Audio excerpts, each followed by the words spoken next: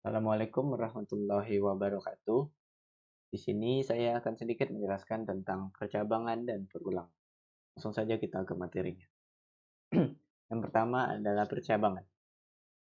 Konsep dasar dari percabangan ada tiga, yaitu input, proses, dan output. Satu, statement if. Percabangan if merupakan percabangan yang hanya memiliki satu blok pilihan saat kondisi bernilai benar. Contohnya ada di sini. Diam. Oke, ini adalah contoh if. Statement if. Oke, perbedaan if dengan if else adalah hasil output yang pada setiap kondisi. Jika nilai yang diinput lebih dari 70, seperti yang di sini, maka akan menghasilkan output. Kita input nilainya 75. Lebih dari 70, maka akan menghasilkan output selamat Anda lulus dengan nilai 75. Sebaliknya, jika nilai yang ditulis kurang dari 70, maka akan menghasilkan output program selesai. Oke, kita lanjut ke statement if else. Percabangan if else merupakan percabangan yang memiliki dua blok pilihan. Blok pilihan pertama untuk kondisi benar dan pilihan kedua untuk kondisi yang salah. Contoh. Nah, di sini ada contoh percabangan if else. Oke. Ketika program dijalankan, kita akan diminta untuk input nilai menggunakan scanner, sama seperti percabangan if tadi. Jika diinputkan angka yang lebih dari 60, angka 65 di sini, akan mengeluarkan output selamat Anda lulus. Sebaliknya, jika kita menginputkan nilai kurang dari 60, maka akan muncul output coba lagi. Baik, kita lanjut ke percabangan yang ketiga, yaitu statement if else if. Percabangan if else if merupakan percabangan yang memiliki lebih dari dua blok pilihan. Baiklah, ini dia contoh dari percabangan if else if. Di sini if-nya kita bisa lihat di sini if nilai lebih dari 80 akan menghasilkan output bagus sekali. Kita coba. Berarti nilai lebih dari 80, 90. Oke, akan menghasilkan output bagus sekali. Jika nilainya lebih dari 60, maka akan menghasilkan output bagus, tingkatkan lagi. Nah, jika nilainya kurang dari 60, maka akan menghasilkan output kurang. Statement if else if sangat cocok digunakan pada kasus yang seperti ini. Masuk ke yang kedua, perulangan. Konsep dasar dari perulangan. Di sini ada 4 konsep dasar dari perulangan. Yang pertama itu posisi awal. Adalah setiap perulangan harus dimulai dari posisi tertentu. Ini disebut posisi awal. Misalnya, ulang dari 1 sampai sekian. Angka 1 adalah posisi awal dari perulangan. Yang kedua ada kondisi. Kita perlu tahu bahwa kondisi seperti apa yang memicu perulangan tersebut terus berjalan atau berhenti. Misalnya, ketika nilai masih kurang dari 90, maka ulangi lagi. Yang ketiga, proses. Untuk apa melakukan perulangan?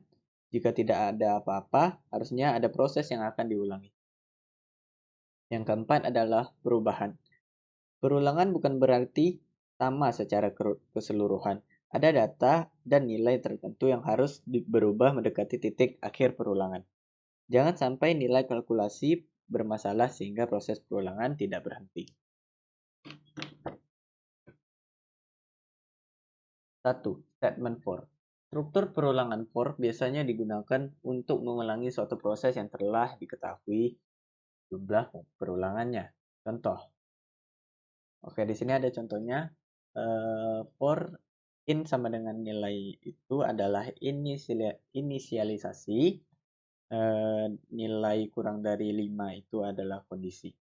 Oke, dan sistem print out ln-nya ini adalah proses. Oke, jika dijalankan, program akan menghasilkan saya secara berulang-ulang kali sebanyak 4 kali. Oke, seperti bisa dilihat di sini. Jika kita ingin memodifikasi saya ini menjadi lebih banyak, misalnya 20, maka kita akan tulis 21. Kenapa 21? Karena ini udah dihitung bisa 20. Kenapa 21? Karena di sini nilainya sama dengan 1. Kalau kita ubah nilainya sama dengan 0, maka ini bakalan benar-benar 21. Seperti itu. Yang kedua, statement while. Perulangan while banyak digunakan pada program yang terstruktur. Perulangan ini banyak digunakan bila jumlah perulangannya belum diketahui. Contoh. Oke, di sini contoh perulangan while. Perulangan while itu hampir sama dengan perulangan for. Oke, di sini sama seperti tadi. I sama dengan 1 ini adalah inisialisasi, while 1 kurang dari 5 ini adalah kondisi, sistem printout ln-nya adalah proses, dan ini adalah update. I++ nya adalah update. Jika dijalankan, programnya akan menghasilkan saya sebanyak 4 kali lagi. Seperti yang saya bilang sebelumnya, mengapa 4 kali? Karena I-nya sama dengan 1. Kalau kita ubah I-nya sama dengan 0, maka akan menghasilkan 5.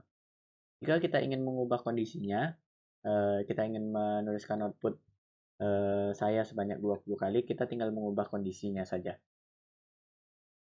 Seperti ini, sudah 20 kali. Oke, kita lanjut ke yang selanjutnya. 3. Statement do while. Perbedaan dengan while sebelumnya yaitu bahwa pada do while, statement perulangannya dilakukan terlebih dahulu, baru kemudian dicek kondisinya.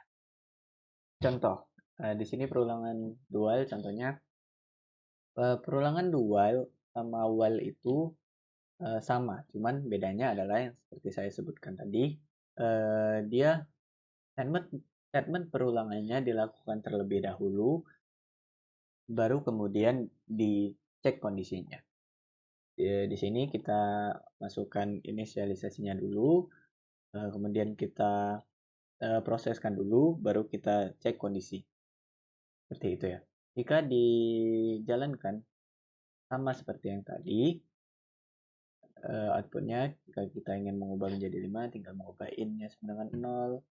Jika kita ingin mengubah outputnya lebih banyak, kita tinggal mengubah kondisinya. Oke, kita lanjut ke statement yang berikutnya. Yang keempat adalah statement nested block. For dan while termasuk control flow statement, maka sangat memungkinkan untuk menggunakan percambangan dan perulangan di dalam for dan while. Contoh.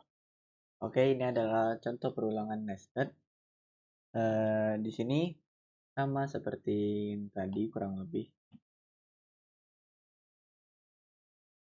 In I sama dengan 0-nya adalah inisialisasi. I kurang dari 10-nya adalah kondisi, dan yang lain-lain. Oke.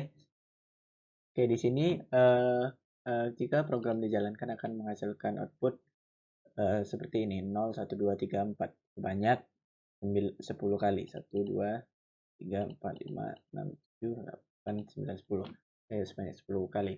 Jika kita ingin mengurangi jumlah itunya atau menambah jumlah ininya, outputnya, kita tinggal mengubahkan I-nya.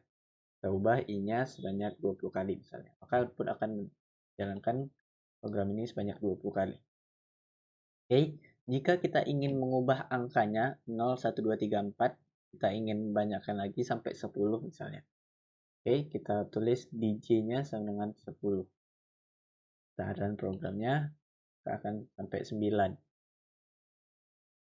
Oke, jika kita ingin, ini kan dimulai dari 0. Kalau kita ingin mengubah ini menjadi dimulai dari 1, kita tinggal buat di inj-nya sama dengan 1.